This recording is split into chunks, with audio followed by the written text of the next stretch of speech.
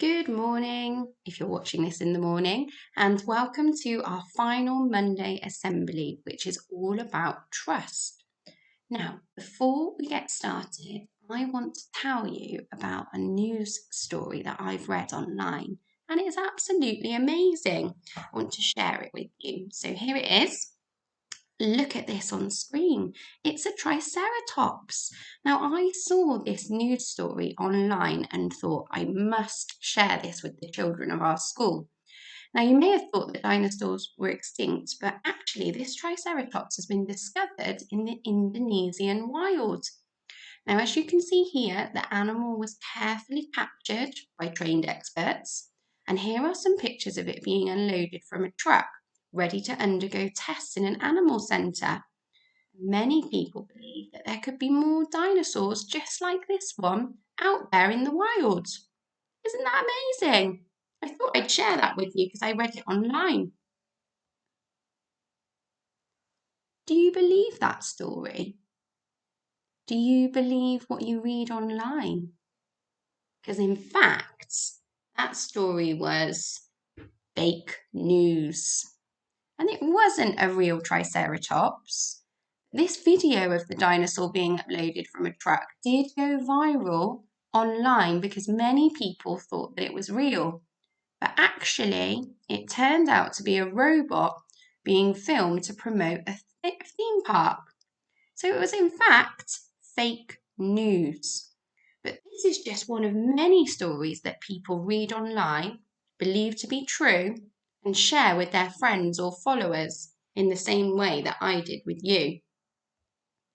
So today's assembly is all about what or who to trust online. At the moment, you might be spending a little more time online than normal, as you can't go outside as much. But we need to think about that question in blue on screen. What or who should we trust online? And I know that's not always easy. And this week is e-safety week. So we need to be even more aware of normal of what is and isn't trustworthy online. And you can see here that we're working towards the tagline of an internet we trust. Oh, I like that, an internet we trust. So let's think about, first of all, what do you enjoy about being online or on your devices? Have a little think and pause the video.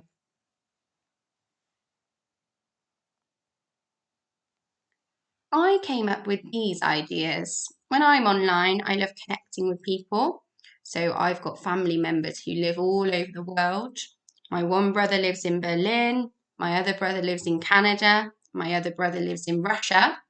So my three brothers live all around the world, so I get to connect with them via FaceTime or Zoom. So I love that. Gaming. My son would agree that he enjoys this one online, playing on his Xbox. Oh, this one's been really handy for me as a teacher, finding out information online. So if I don't know the answer to something, I can go online, look through some different sources of information and find out the answer to my questions or plan a lesson. And then this final one, you might have been doing a little bit more of recently since you've been working via Teams. Perhaps you've been using your word processor or PowerPoint and the art and design tools on your online features. So all of those things are things that we might enjoy, plus much more. However, what are the dangers online? Now, we've already heard about the fact that we might read fake news, but what are the other dangers? Pause and consider now.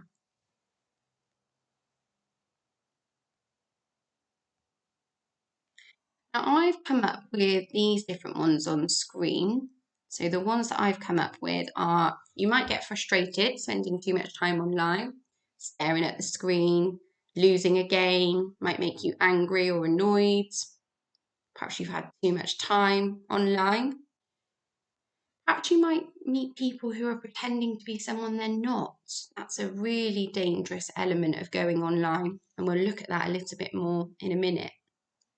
Also, perhaps there are people online who are trying to scam you or trick you into giving out your details so that they can steal your identity, a bit like the hooded image in the top right corner. And then finally, perhaps people are trying to hack into your various accounts for reasons to pretend to be you. So all of those things are some of the dangers online. You might have come up with some others. Talk to the person that you're with, if you're with your mum or dad, brother or sister, about any of the dangers you've come up with. Now, this question is really important.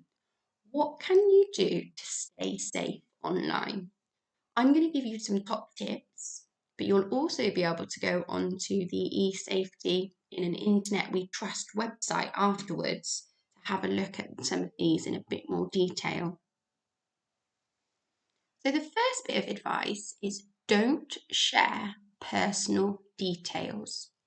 Keep things like your address or your phone number or your full name, school, date of birth, all of those sorts of things. Keep those private and check what people can see in your privacy settings if you have got profiles online.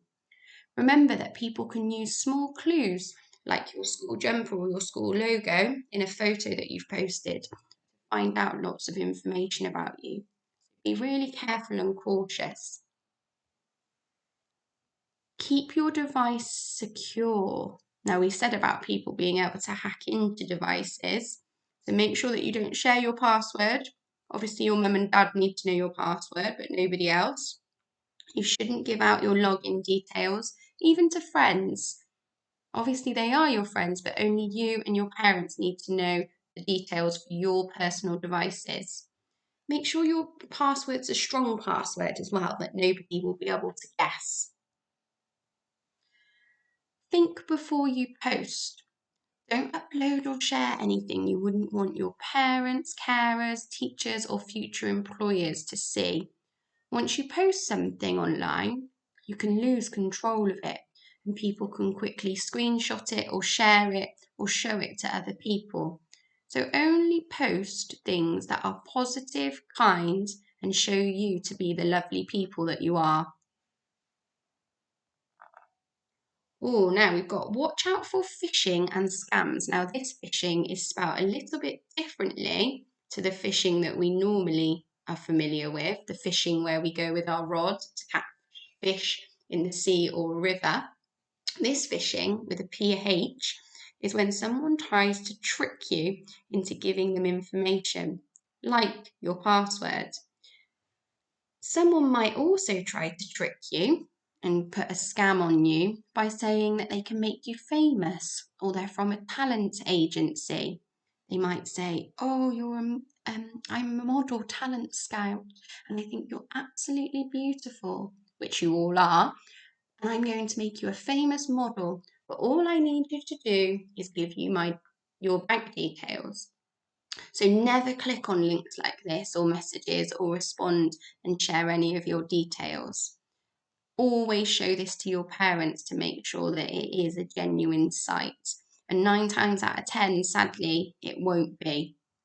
If you're asked to log into a website, you can also check the website reliability out by doing your own searches online to find out how good and secure that website is.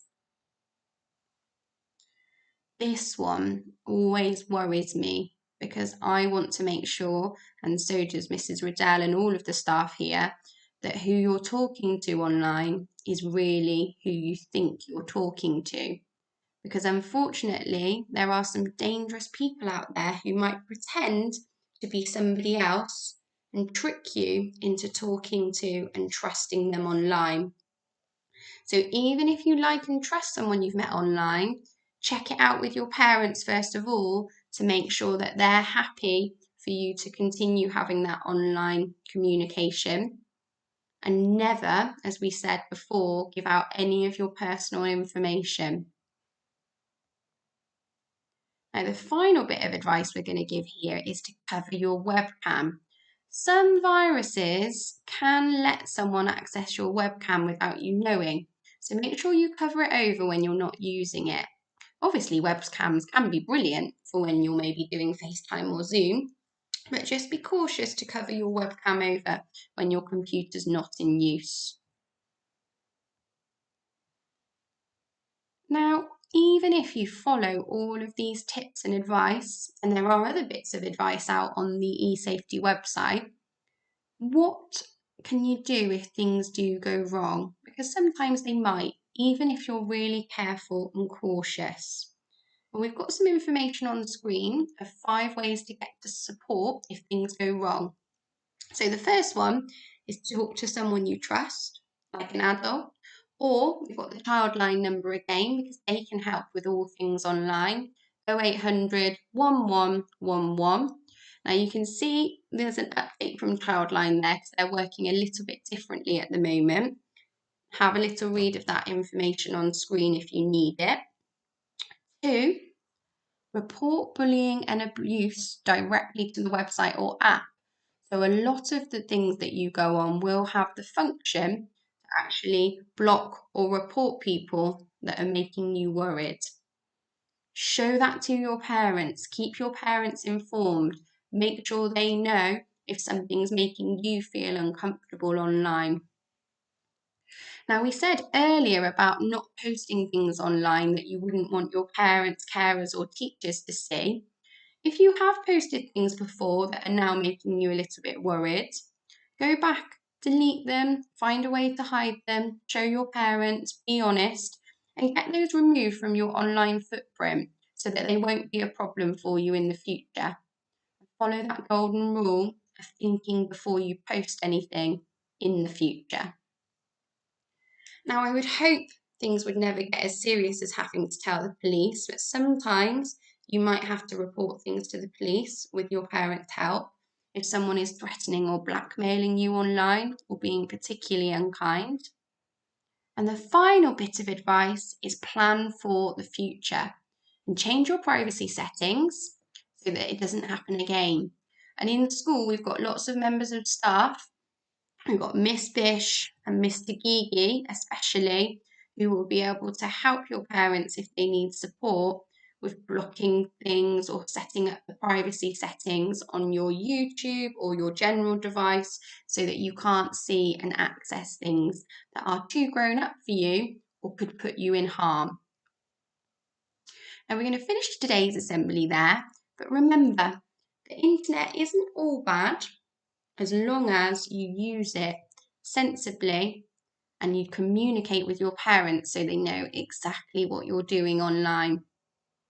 Hopefully I'll see you again on Thursday for our final Dazzle assembly of the year, along with Mrs. Riddell and possibly Miss Kelly.